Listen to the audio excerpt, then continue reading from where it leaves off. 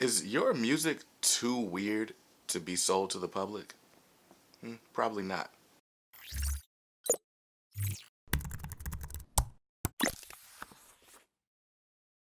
What's up, guys? Brandon here from KDMR Music, teaching you how to succeed in the music business. Now, if you're new here, we do videos about music royalties and copyrights and how to grow your audience and make more money as a musician. So if you're interested in that type of content, hit that red subscribe button. It's on the screen right now.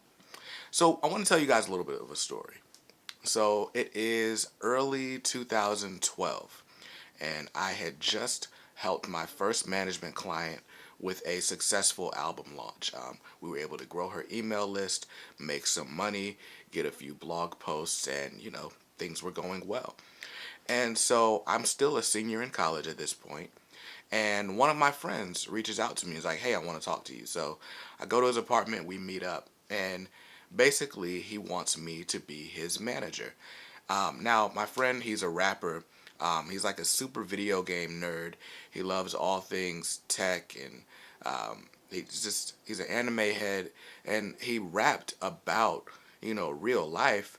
But then he would almost always have like some sort of a video game reference or some sort of a reference to anime and cartoons and any kind of nerdy thing that you can think of from your childhood.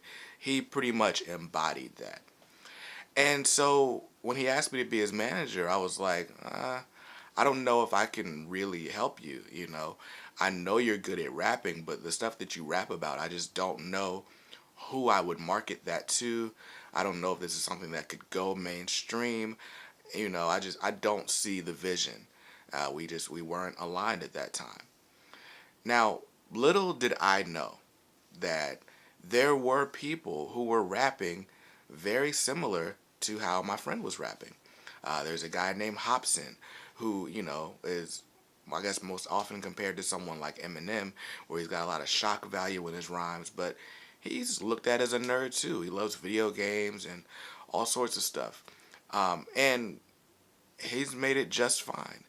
What I didn't see coming was this new independent revolution where everyone is looking for something different. People don't all want mainstream success. People, as in fans, don't always want the top three people in the world to be all they listen to. They have other ideas. They have other things that they want to talk about and they want to listen to. So, for another example of this, um, remember when Comic Con was like the only thing that ever happened? And so you would go and you wear your superhero costumes and stuff like that. And before that, maybe it was a Star Trek convention.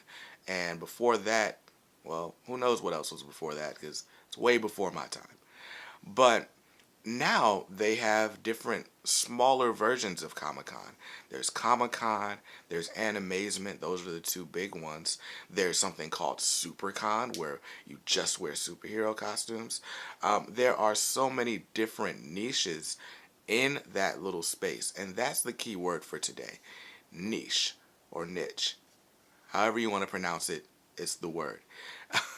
And what that really means is that there's an audience for everyone. If you are a folk singer who only sings traditional Irish songs, there's an audience for you. And what's even more powerful than the fact that there's an audience for you is that now, because of the internet and all of the data and technology that's available to us, it is easier to find that audience. Let's say, you are a singer, but you sing in comedy styles like Weird Al or something. Maybe people who like Weird Al would like you. Or, in a more broad strokes, maybe people who like Seinfeld would like you. Maybe people who like Louis C.K.